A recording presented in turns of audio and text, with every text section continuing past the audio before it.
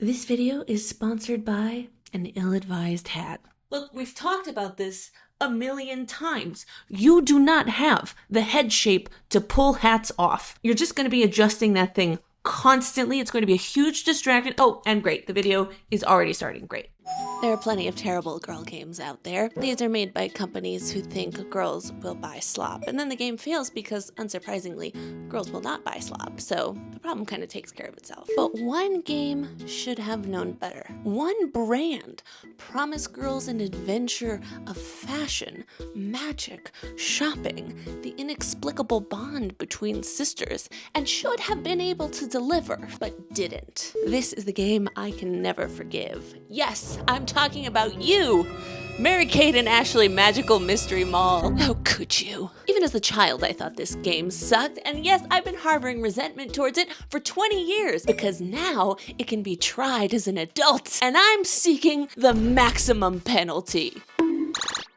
Mary-Kate and Ashley Magical Mystery Mall was published in the late 2000s by Acclaim. This is the third in a series of 9 games starring famous fraternal twins slash celebrities slash Y2K icons slash future owners of the row slash future billionaires, Mary-Kate and Ashley Olsen. Okay? The story begins with Mary-Kate and Ashley arriving at their local mall on a rainy Saturday afternoon. Nothing better than being at the mall on a rainy Saturday. They purchase a cursed charm from a mall kiosk attended by a woman who can only be described as wielding a culturally insensitive accent, though to which culture is never clear. Good day, girls. The charm's broken for some reason. I don't know why you would ever buy like a broken charm, but it is broken, and so when Mary-Kate and Ashley reunite the pieces, it puts like this dull freezing sleep on every store in the mall and every occupant. Don't worry, as you walk around you realize that's only like 3 people. So to save everyone and restore order to the universe, Mary-Kate and Ashley must collect these 5 gemstones,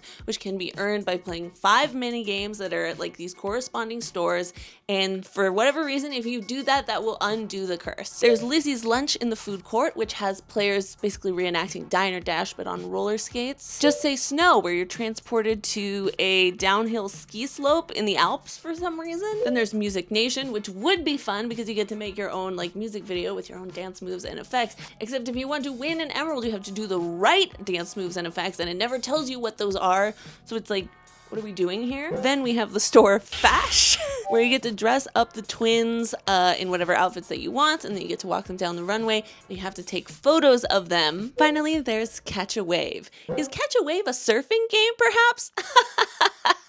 Don't be stupid. I have to let you see the introduction to this. There's no other way to explain how insane. Okay, the word on the beach is that you two are best buds with the 2 new lifeguards.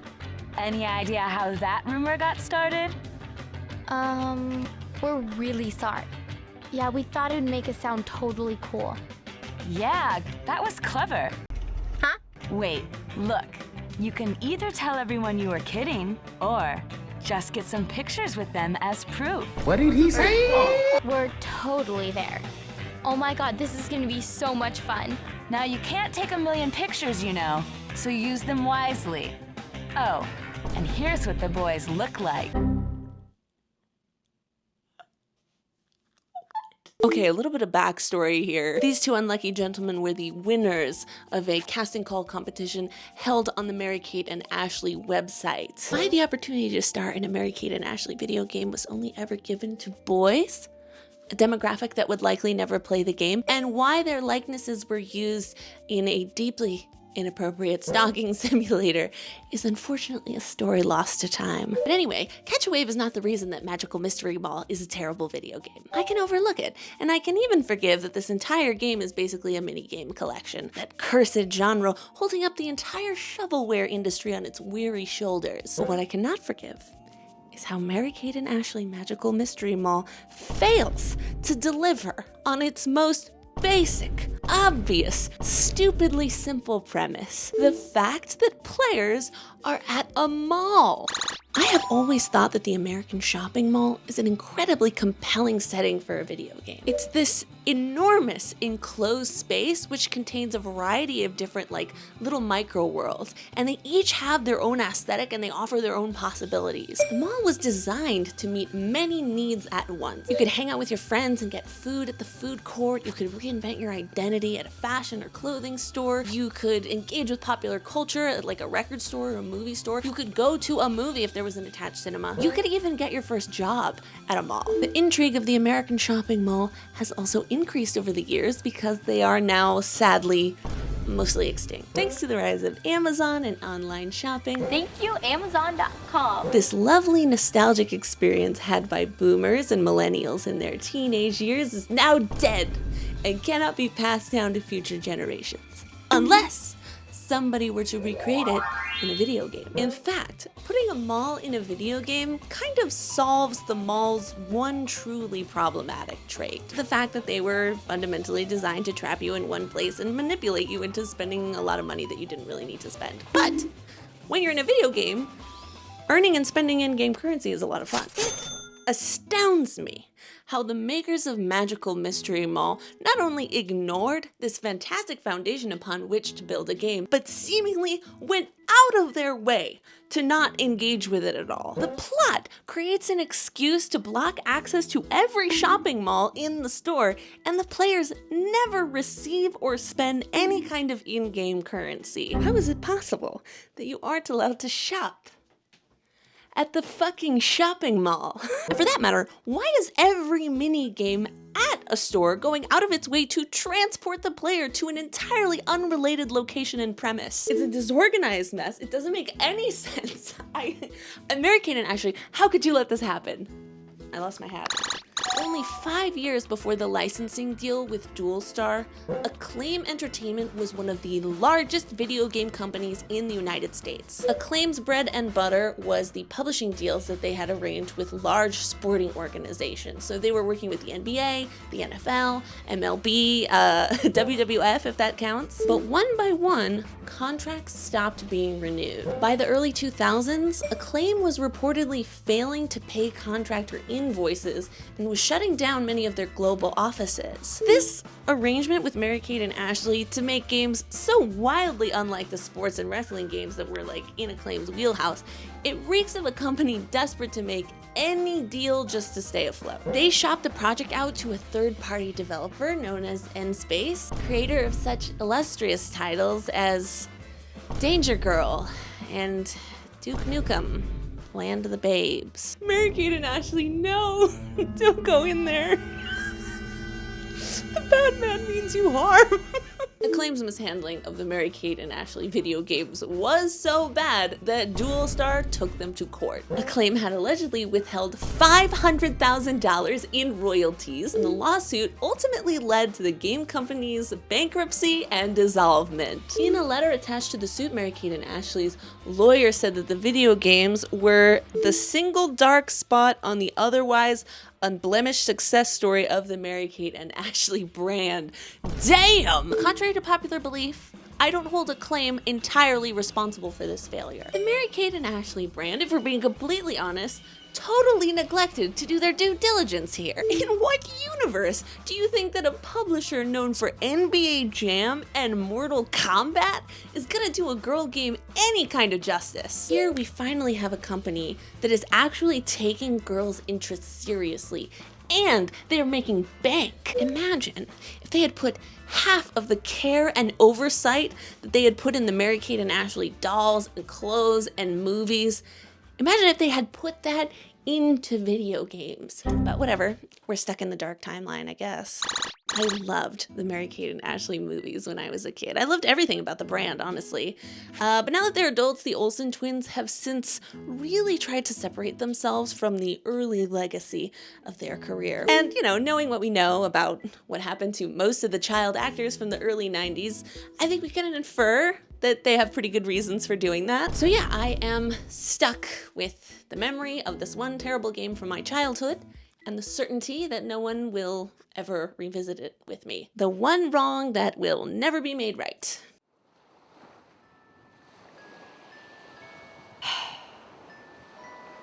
Therapists say when you are looking for closure, with somebody who isn't around anymore, who is gone, who you can't otherwise communicate with. You write them a letter. You pour your heart out onto the page. You say everything that you need to say, and then you find some way of letting it out into the universe. This is my letter. As I was writing it, I realized that the only way I could find forgiveness and peace was if I completely redesigned the game the way it should have been made.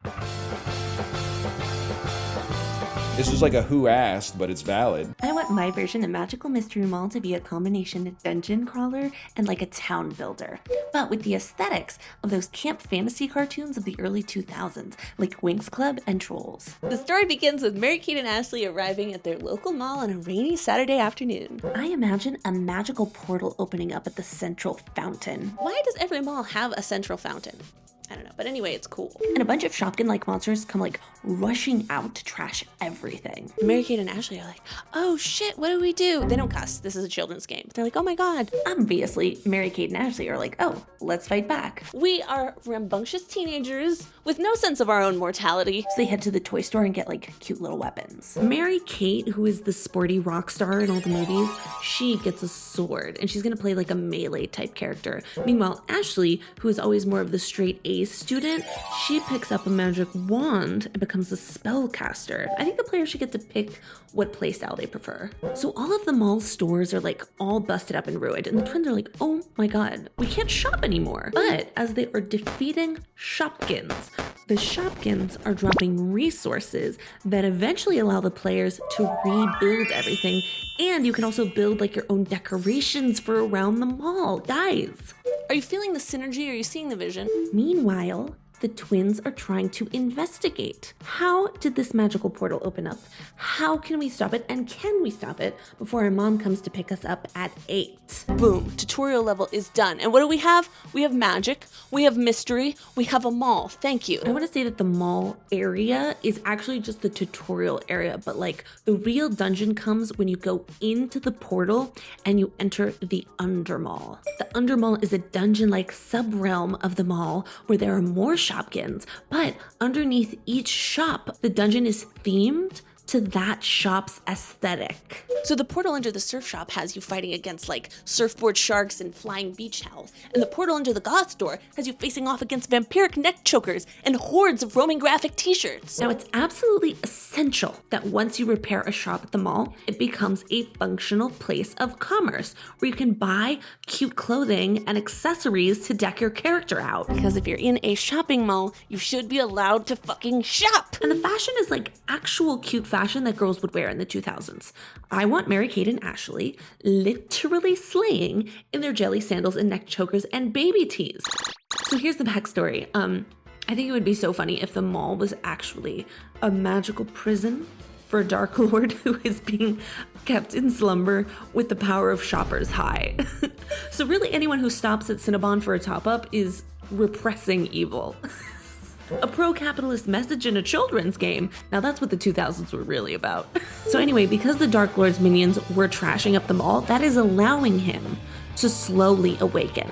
So even though Mary-Kate and Ashley do repair the mall by the end, he wakes up and they have to fight him as the final boss. But Mary-Kate and Ashley's power is stronger than ever. They are not just the helpless, young, naive girls that we knew at the beginning of this game. They are powerful warriors in their own right. There is one final boss fight at the fountain, and then Mary-Kate and Ashley deliver their final strike with the magic wand, which is charged up with the power of all of the happy occupants of the mall and all the friends they made, and they point their wand at them and they're like, we shopped and you dropped. And he's dead. Well, he's not dead. He went back to sleep. I keep forgetting this is a kid's game. Wow. fuck. Thank you for watching, and thank you everybody who voted for this video. If you are new here, you should know that I make my videos and fan games basically based on what my subscribers vote for, and they voted for this video. And they also voted for me to make a Pretty Please I Don't Want to Be a Magical Girl fan game, which I am working on. That is going to take a long time, but I am working on it, and I am going to make a devlog about it soon. So yeah, if that is something that interests you, I recommend that you subscribe, because I'm going to drop the next poll soon, and I would love to get your vote so you can tell me what you would like to see next. Okay, and holy shit, I have 7,000 subscribers now. This is crazy, you guys. At the beginning of this year, I had like maybe 200 subscribers, and I thought that I was going to die in obscurity, but now I have 7,000 subscribers. I am freaking out. I fucking knew that there were people out there who wanted to talk about girly games. I fucking knew it. And there you are. Thank you so much for finding me, and we're gonna have a great time together. Okay, goodbye.